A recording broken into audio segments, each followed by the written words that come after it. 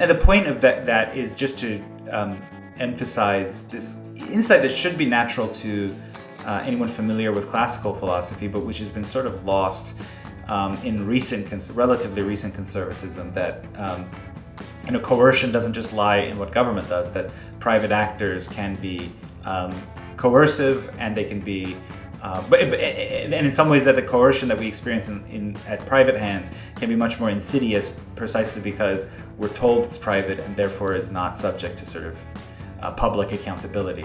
Join the best in the movement. It's Conservative Conversations with ISI, educating for liberty since 1953. Welcome back. You're listening to Conservative Conversations with Johnny Burtka and Marlo Slayback. Today, we are welcoming back Sohrab Ahmari, who, if you're a frequent listener, you may have met during our last recording with him roughly 2 years ago, I think. And Sohrab, since then, has founded and is the editor of Compact Magazine, and he's a contributing editor at the American Conservative. And he's also a visiting fellow of the Veritas Center for Ethics and Public Life at Franciscan University. His books include From Fire by Water, My Journey to the Catholic Faith, The Unbroken Thread, Discovering the Wisdom of Tradition in an Age of Chaos, and his newest book, which is the subject of our podcast today, Tyranny Inc., will actually be released hopefully at the time of the release of this podcast recording. So welcome back to the podcast, Sohrab. Hey, it's great to be back. Before we begin our discussion, we'd like to thank you all for listening to Conservative Conversations. This podcast is a production of the Intercollegiate Studies Institute, and our mission is educating for liberty. If you'd like to join us in fulfilling that mission, be sure to rate and review this podcast on Apple Podcast to help us reach more listeners like yourself. Well, Sohrab, congrats on the new book. I'm curious, your last book was about discovering the wisdom of tradition, and you took a long walk throughout the course of Western civilization. And this book is actually a pretty radical book. Not that there weren't some radical elements in your last book, but I'm curious what inspired you to write Tyranny Inc. Yeah, so it's actually the same fundamental insight, the basic insight of all the traditions that are introduced in the Unbroken Thread, which is kind of a popularization of, St. Thomas, C.S. Lewis, St. Augustine, people like that. The fundamental insight that I drew from all of those kind of ancient traditions is this idea, familiar, I think, to the kind of the ISI world and anyone who's been around, for example, Russell Kirk, is the idea that, in fact, limits liberate us, that various natural and traditional limitations on our baser appetites or our sort of grasping desires can actually free us from those things, or as the gospel says, that freedom from sin is our ultimate goal. That he who sins is a slave. That was the kind of basic insight, kind of Denenian insight as well, referring to my friend Patrick Deneen, that the loss of limits has paradoxically left modern people less free. And so although this new book, Tyranny Inc., is ultimately about our political economy, it's ultimately structured by the same insight. That is, that in the economic realm, the absence of limits of morality and the common good has created an economy in which ordinary people are in fact subject to a great deal of coercion that they can't mitigate by appeal to democratic procedure, to legal justiciability, to the sort of give and take and public accountability that we expect from our public lives. And the result is what I call private tyranny. So in a way, The Unbroken Thread, my previous book, was about tyranny of the self over the self. This expands that insight to a kind of more social and economic level. So there's a kind of unity and integrity to the project, although the books seem on surface to be so different. Out of curiosity, because I'm currently reading, and you mentioned some of the elements of your previous book, The Unbroken Thread, that may have influenced your thoughts on labor and the dignity of work. I'm currently reading a book on the Russian Revolution, which it's kind of through the framework of the Orthodox Church and in Russia during the pre-revolutionary period. And that just has me kind of revisiting papal encyclicals. And I'm curious, just as a Catholic, how did, was there, just taking the themes from your previous book, which involves, I think, some of these considerations, is, you have encyclicals like Rerum, Novarum, and that heavily influenced how we think of labor in Catholic social teaching. How would you say, was that something that was influential when you were kind of framing the theme for this book?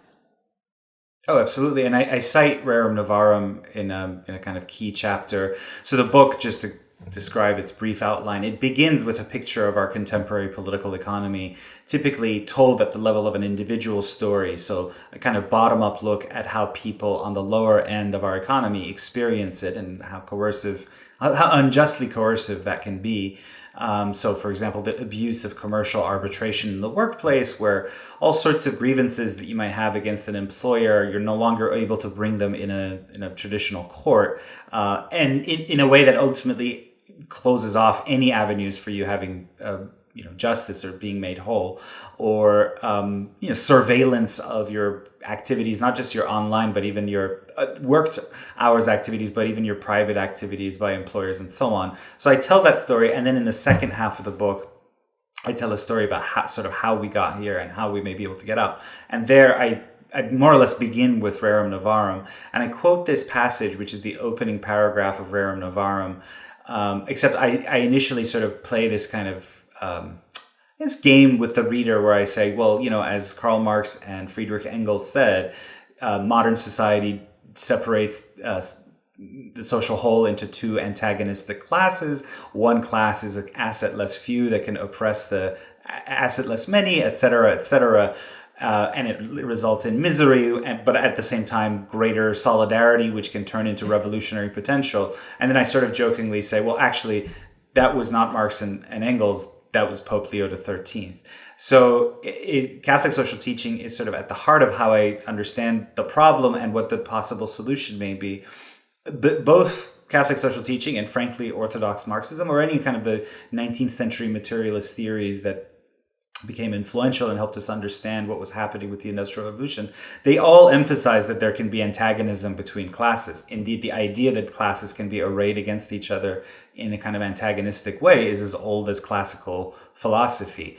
The difference between Catholic social teaching, which is the approach I take in the book, and actual full-on socialism, is that Catholic social teaching ultimately aims at reconciliation between the classes.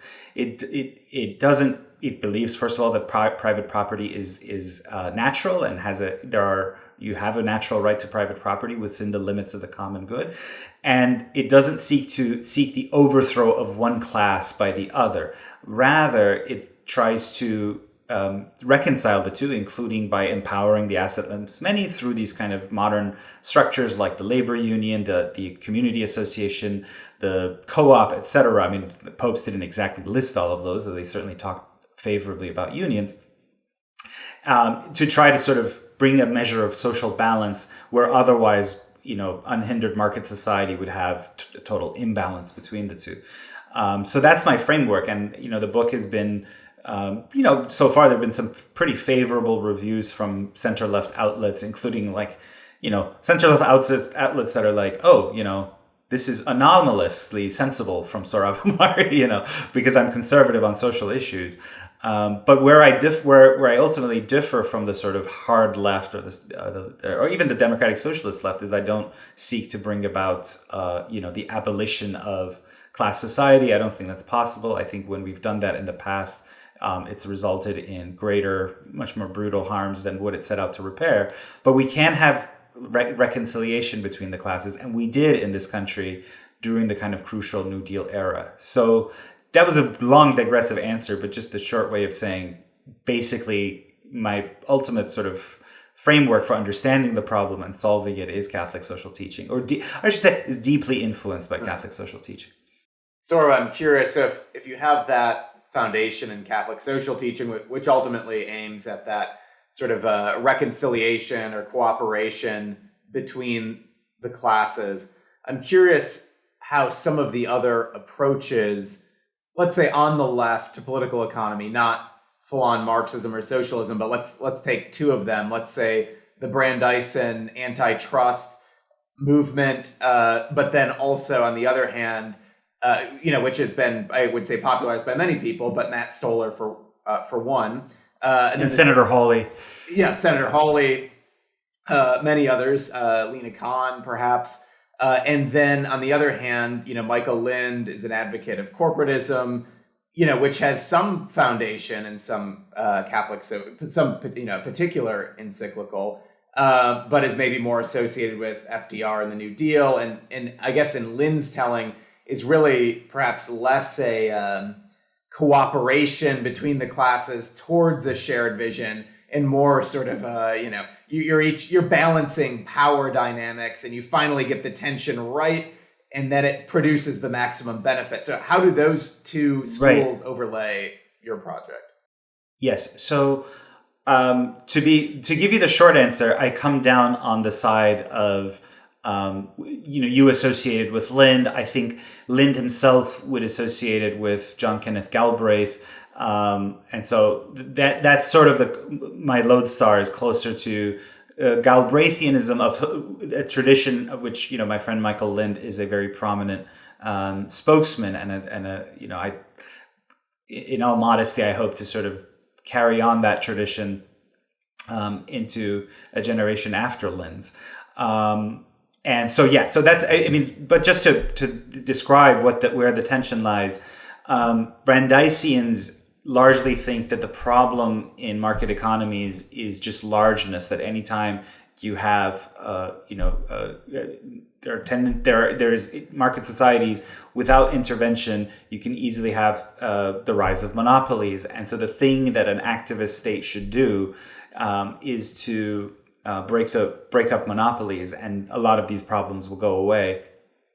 And there are cases in which there are absolutely abusive monopolies, and so that they're not wrong in some cases. The problem is that as Lind, or then before him Galbraith, would have argued, that there are many reasons why it's rational for there to be only a few sellers in any given market. So in fact, the typical setup of an industry isn't monopoly, although, again, even libertarians are prepared to use state power to break up monopolies because competition is their one way of ameliorating coercion in the market. But the typical setup is, in fact, a kind of oligopoly. That is, most markets are dominated by 2 or 3 sellers. And if you break them up, as has happened in the past, all that'll happen is that eventually they will reconsolidate. There's this tendency toward concentration because of network effects, because of the high barriers to industry in manufacturing industries. As Lind often jokes, you can't have a mom and pop car company, right? It's by definition, it tends towards hugeness because of all sorts of economic necessities. So if that's the case, then what do you do about the problem of coercion in those kinds of markets? Of course, the kind of classical liberal or laissez-faire or libertarian theory says that you will have competition itself, and the price point or the price signal is how you solve the problem of competition, because there's always the possibility to find a better deal elsewhere. There are all these sellers in any given market and all these buyers, and in the competition between sellers or between buyers, you will find this kind of optimum situation in which there's very little or no coercion at all. But again, the problem with that is that that's not how the market system has looked since the mid-19th century. The world that describes is a world of kind of a yeoman republic of farmers and artisans and mechanics who, for a brief while operated that way. But ever since, we've been faced with the problem of not so much necessarily of monopoly, but of oligopoly. And when you have an oligopoly, those few sellers can basically set the price. They can set the price for what they sell, and they can also set the price for labor, which is another word for wages. And so in those conditions, you actually have you have very little competition, and so competition is not a panacea against economic coercion. So the better way, the Galbraithians argue, is to raise up the countervailing power of the people on the other side of the market who are subjected to this kind of coercion. That could be, for example, when you're dealing with electricity or energy companies, it could be like consumer co-ops that are backed by the government. So you pool the power of consumers. That's one of the things New Dealers did. It could be, in some cases, it happens naturally. Department stores have this power against manufacturers of appliances to buy in bulk at lower prices, and then they pass on the savings to consumers, to you and I. But especially in situations like labor markets, because of the inherent disparities in power, because there are typically very few employers and many employees, there's always this possibility of employees just having to compete with many others, and they're willing to work for ever less. So in those cases, in order to bring about countervailing power, you have to have the help of government in the form of, for example, in the New Deal order through the Wagner Act, which encourages collective bargaining. And it makes it rational for workers to do what would otherwise be irrational individually. Individually, it's more rational to do the best you can as an employee, but that means you don't take the risks of frankly potentially going on strike or doing the kind of political risk that it takes to organize a workplace. But if the government weighs in on one side and tries to bring balance, it makes it easier to take those risks and to organize. And bring collective power to bear. So that's the Galbraithian model, and it's not too. It's actually, I try to bridge the world of Brandeis and the world of Galbraith, and to point out that there is a kind of analogy between the two. Brandeisians and all classical liberals, and Brandeisians are ultimately just classical liberals in some ways. They're all prepared to concede that you need government power to ensure competition, right? That's baked into laissez-faire theory. In this case, however, the competition comes from the other side of the market. In other words, government is helping not competition between sellers or between buyers, but between sellers going up against buyers as a team. And so that's what we did in the New Deal era, and it was an era that was associated with enormous prosperity and rising middle class wages and a relative diminishment of vast inequalities that had been sort of such a source of social turmoil in the 19th century and the first few decades of the 20th century.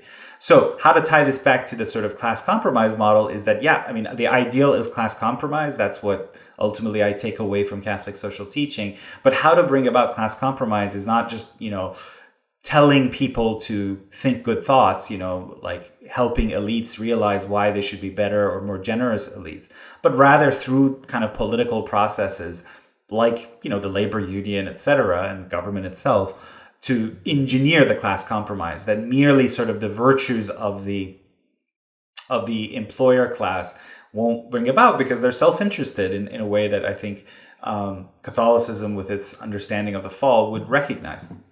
So I think if the ideal is class compromise, it's natural why Pope Leo XIII in Rerum Novarum says, labor unions are legitimate and necessary. And, I'm paraphrasing, but you can find the relevant paragraph that, where unions aren't capable of being formed, like the state has a role in making sure that collective power is brought to bear. So I think the class compromise model does jibe with the Galbraithian ideal of countervailing power, and that doesn't mean that there isn't a legitimate place for Brandeisians. When you have like an obvious monopoly, everyone agrees that should be broken up, and so do I. So as a former journalist, I was especially drawn to some of the stories that you used to frame the argument of the book. And, I think you open with some of these stories of workers in places like Iran, Russia, China, and especially focus on the stories of employees who had to face through arbitration and random user and employee terms of agreement that seemed intrusive and fair. Could you talk more about those stories and perhaps the ones that were particularly shocking to you? I know I don't want to name the company, the one that, a lot of Americans more or less live off of, that I'm sure on Twitter, some of the more, the stories that obviously sound like there's some sort of, foreign authoritarian regime. And like unfair work conditions, things like that. And I'm curious, what, like, of those stories when you were researching this book, what were the themes that popped out at you, and what were some of the things that you couldn't really make a distinction between a first world country labor conditions and perhaps those of the less developed world? Yeah. So what Marlowe's referring to is one of my other slates of hand, which is drawn some attention from reviewers. Typically, people have enjoyed it, but I tell these stories then about repression in Iran, China, Russia, places that you're used to thinking of, coercive societies, and then I sort of play this trick where I reveal that in fact those were things that happened in the United States. I'd only slightly changed the names to Chinese and Russian names, etc. And the point of that is just to emphasize this insight that should be natural to anyone familiar with classical philosophy, but which has been sort of lost in relatively recent conservatism, that coercion doesn't just lie in what government does, that private actors can be coercive, and they can be and in some ways that the coercion that we experience at private hands can be much more insidious, precisely because we're told it's private and therefore is not subject to sort of public accountability. So that's the opening, and in the opening I use cases that are very kind of headline grabbing, right? Like that company which shall not be named that we're all utterly dependent on for delivering all sorts of goods to us within 24 hours, etc. If you invoke its name, or its bald founder, you will immediately, incur a curse.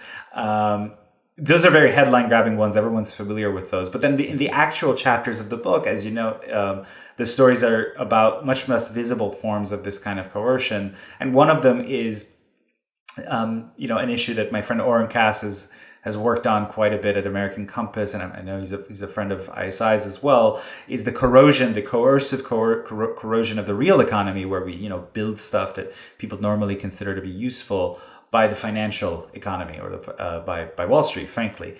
And so among those, the one that's really shocking or interesting to me, and it's probably the bit of the book that's most reportorial, and in other words, there's a scoop in there where I've revealed something, rather than merely just sort of telling stories that were already out there, but I tell them in kind of more narrative form, is the story of is the fact that a lot of emergency services in the United States are increasingly privately owned.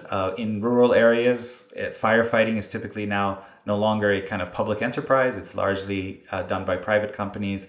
And likewise, a lot of emergency services, EMTs, have become privatized. And increasingly, those firms, not only they're privatized, but those firms have been taken over by private equity and hedge funds, which have a tendency to run a lot of companies into the ground because of the way they manage, is to just manage for cash flow, to extracting cash as much as possible in short term. That plays horrible effects, that results in horrible effects in a company like Sears, which was driven into the ground by a guy named Eddie Lampert, a hedge funder named Eddie Lampert. The effects are far worse when you're dealing with firefighting and emergency services, which are the sort of quintessentially common goods that people think they have, they're able to access and rely on. So, for example, I tell the story of this family a very poor family in Arizona, who's, they had a mobile home in a trailer park that burned down while they were away. And when they came back, the normal public firefighters, traditional firefighters, had already put out the fire. But there was also this private company called Rural Metro that was sort of not doing anything, but they had been called anyway based on some agreement with the county.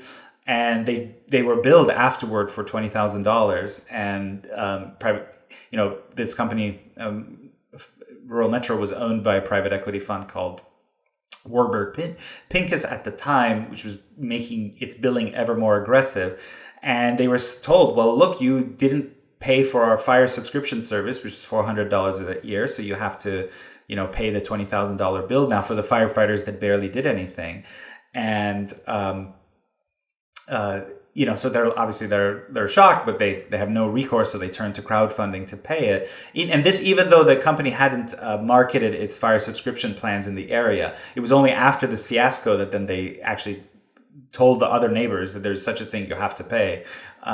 So that's a very shocking case. But the story inside that story, which is the focus of the chapter, is that many state pension administrators, state and local and county pension administrators, invest their employees' contributions in those private equity and hedge funds, which are in the business of privatizing their employees' jobs. So in other words, workers are coercively, without their own knowledge, are capitalizing their own dispossession and the transformation of their jobs from, secure working class jobs with good pensions and healthcare, et cetera, into these kind of precarious jobs, overseen by Wall Street.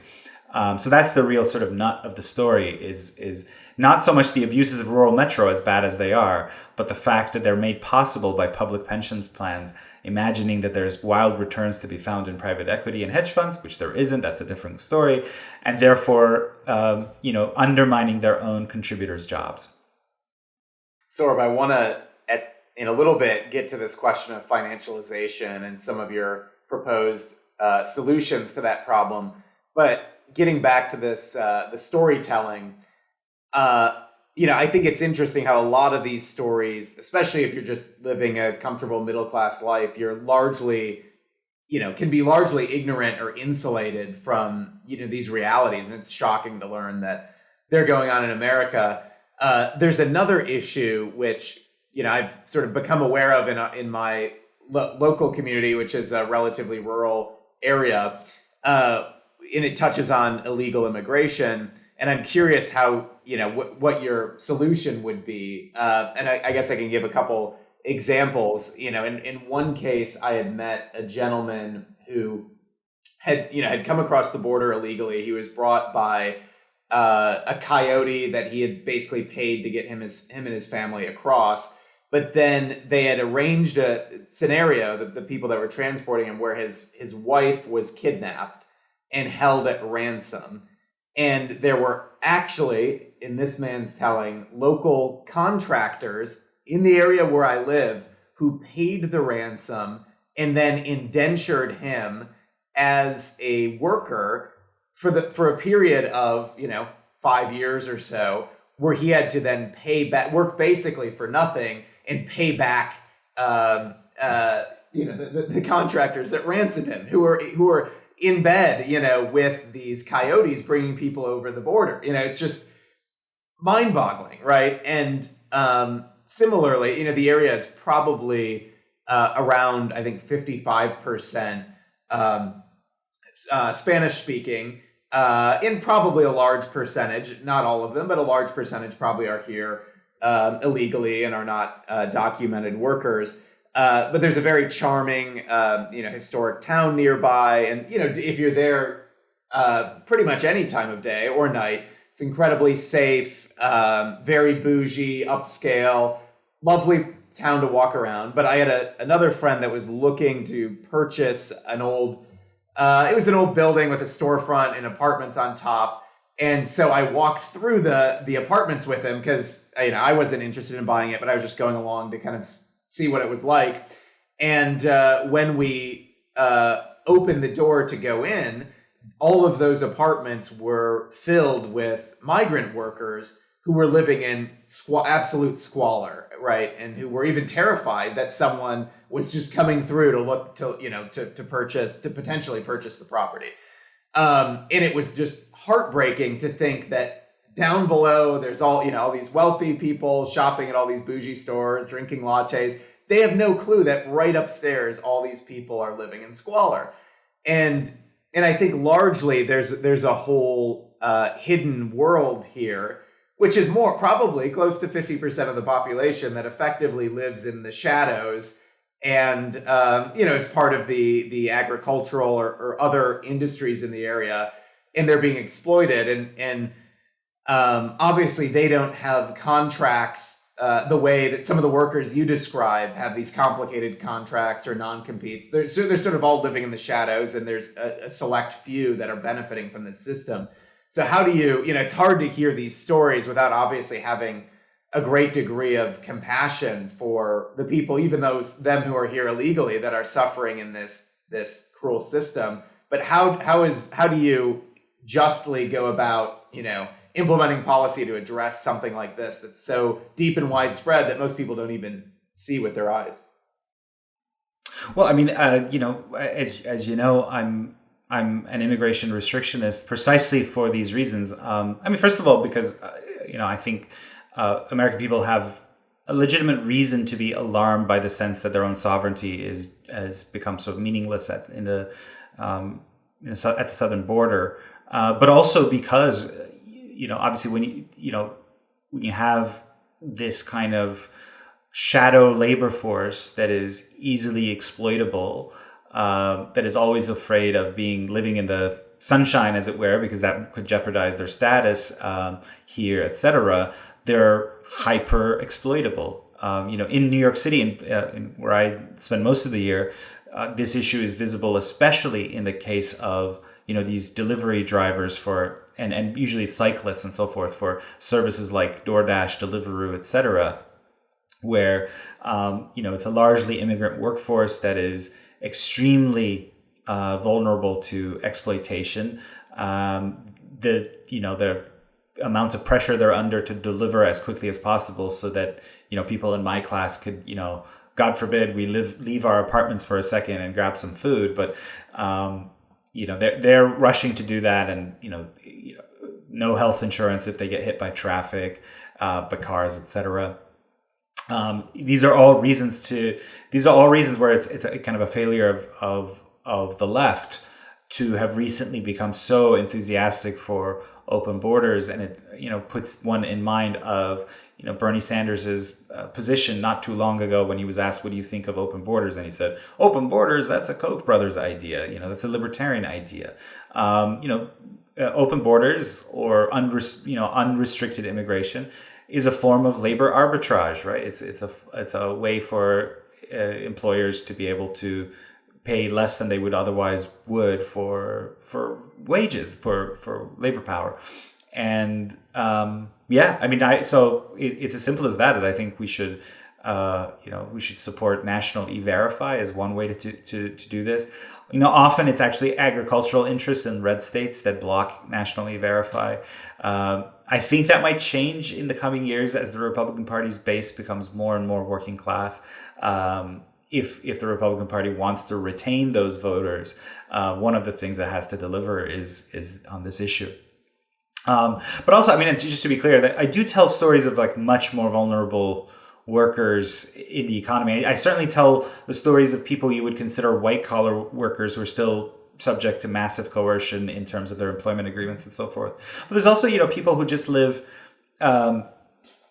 in such a degree of wage and scheduling precarity that they're paid that they're incapable, as 40% of Americans are, of coming up with $400 in cash to pay for an exigency, as the Federal Reserve tells us. Right, these are people who. And 12% of them couldn't pay for the expense at all if they had a $400 expense. They're not all illegal immigrants, but there's a large chunk of the sort of legal community here. There's half of fast food workers that have to rely on welfare to make ends meet, a quarter of college sort of adjunct teachers who have to rely on public welfare, and the coercion these people are subject to is dual. On the one hand, they're at the mercy of the employer, who, in the case of the service industry, a third of workers don't get notice of their schedule until days, or at least at most a week ahead, which makes a mess of their schedule. This is a way to decrease labor costs by pegging all labor to immediate demand, instead of sharing the costs of periods of low demand equally between employer and employee. You just sort of have to be ever on the clock, but then be ready for your shift to be canceled as well.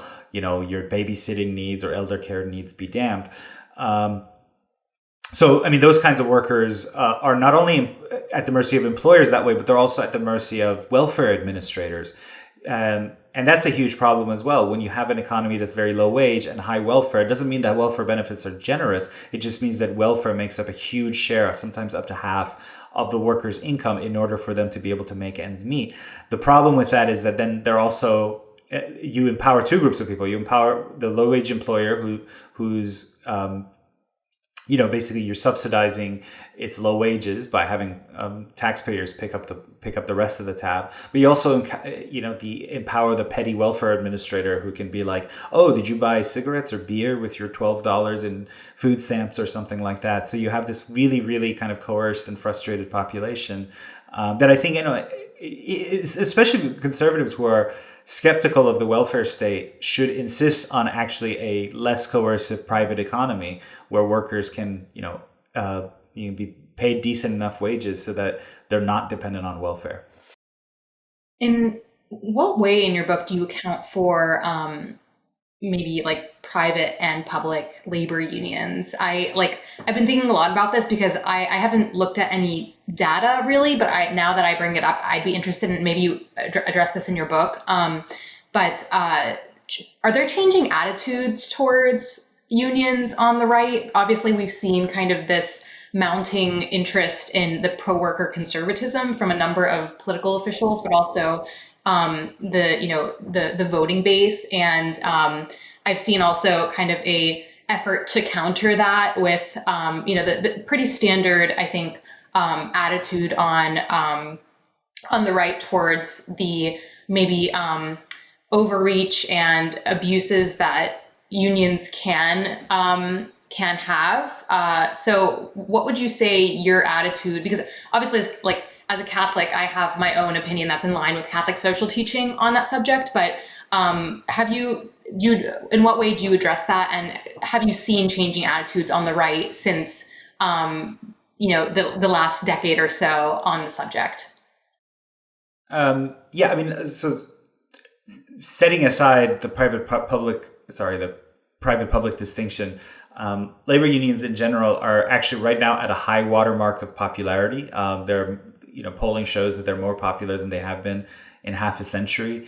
Studies have shown that given the number of workers who are not represented by labor unions right now, who wish to be represented, there's something like 40, 50 million at least workers who are underrepresented, given the fact that the union density share of workers who are covered by a collective bargaining agreement has plunged from about a third at its high watermark in 1945 to about 6% today, which is basically what it was like before the Depression. Labor unions are enormously popular, and polls typically show that not nearly as much as Democrats, but about a bare majority of Republicans are supportive of unions. I think I haven't looked at the polling on this, to be honest, but I think if you broke that down between public and private, the level of Republican support would go down. I think that's just a fact. I have complicated kind of feelings about public labor unions, which I haven't resolved, because on the one hand, it's perfectly possible for workers in a public sector to face coercion and have no other recourse but to have bring collective bargaining to bear in order to stave that off. That's especially the case in situations where there are public services that are contracted out to private companies. Again, hedge fund or private equity owned companies that do, for example, garbage collection or parking tickets, parking tolls, etc. In that case, if a union is organizing those workers, like the SEIU or something, for elder care providers, which really are people who are working for a private company that receives a large chunk of its funding from state and local authorities, is that really a public sector union in the way that is held in odium among many people on the right? I don't think so. On the other hand, we've seen, I've been a school teacher before, and I know that, although not all of the problems in our public education system can be blamed on teachers' unions, a good deal of them can. And that's even before the pandemic, with the sort of irrational insistence on keeping schools closed. But even before that, with just, the insistence on defending every underperforming or even downright criminal teacher, etc. There have been abuses like that. And so those are the two thoughts that I have on public and private on public unions, right? I can see why there's a logic for them existing, especially in contexts in which public services have been contracted out to private entities. But I also see the typical arguments that in this case, the employer is the taxpayer. What do you do about that? But, my focus in the book especially is on the private economy, because that's where there's this, first of all, everyone agrees that unions are broadly popular, including among Republicans, as polling shows, ranges from 50% to sometimes higher in terms of support for private economy unions. And it's where there's just this huge gap in coverage between what the typical American worker wants in terms of union coverage and collective bargaining and what they actually get in the real economy. So that's where the focus of the book is. There's public sector unions, I just think, is a more complicated question that is not my focus here, just because I don't think, the crisis of private tyranny is largely an issue in the private sector that I focus on for this book. Sohrab, we have time for one more question. I do want to make a quick plug, lest I forget, which is that you are one of the keynote speakers at our American Economic Forum, talking about your new book at Catholic University on November 1st. So stay tuned for a link where you all can register for that. But getting back to a question that we ask all our guests at the end, which is, what are you reading right now? We asked this to you 2 years ago, and you set out the reading list for this book, Tyranny Inc. I'm curious if you can give us a teaser as to what you have in store for your next book. Yep. So I'm masochistic in the way that as soon as a book is finished, I'm already doing the proposal for the next one. And so I will just say that I'm writing a biography of the Jacksonian era. So not Andrew Jackson himself, but I'm writing a biography of, a very important but kind of weirdly forgotten Jacksonian. And so I'm just immersing myself in the history and the reading list of the era. Obviously Arthur Schlesinger's The Age of Jackson, Charles Sellers's Market Revolution, Jacksonian America, 1833 to 1845, are sort of two of the bedrock classics you have to get through. Sean Wilentz on the Birth of American Democracy, and then more obscure books about, frankly, biographies of Nicholas Biddle and issues to do with the bank war. So my mind is constantly on Jacksonia, and if you follow me on Twitter at Sohrab Ahmari, you'll notice that typically around 4 to 5 a.m. is when I do my Jacksonian posting, and that's usually because I'm reading something and something will stand out to me that I have to share. So, for example, famously there was something called the Petticoat Affair, as you know, both of you, but where Jackson his cabinet was plunged into controversy over the wife of his Secretary of War, John Eaton. Her name was Peggy Eaton, and she was known as a woman of ill repute, if you will, in Washington at the time. And so especially the wife of Vice President John Calhoun and all the other cabinet wives would sort of cut her down and not show up at any social events at which Peggy was present. And I love the fact that, this enraged Andrew Jackson, because his own wife had been the subject of rumors of this kind, his Rachel, and she had died, and he believed that this kind of rumor mongering was what caused her demise. And so he would rage and say things like, Peggy Eaton, she is as chaste as a virgin, which is something so manifestly untrue that you can't laugh. Or the fact that, he was very close to James Hamilton, the son of Alexander Hamilton, and he just at one point pulled him aside, over the bank controversy, the second bank controversy, and he said, Colonel, referring to James Hamilton, Colonel, your beloved father, he did not favor the Bank of the United States, when of course, Alexander Hamilton was one of the founders. And I'm only sharing the light bits, but the character of Jackson is just unbelievably American. You cannot get enough of it. Warts and all, he's just a great American.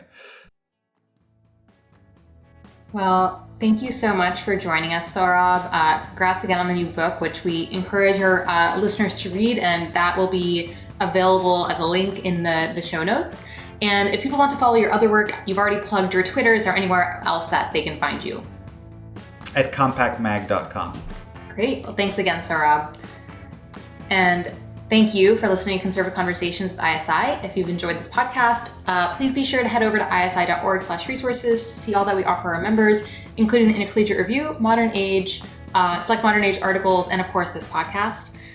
Thanks again for listening. Don't forget to rate and review, and we'll see you next time on Conservative Conversations with ISI.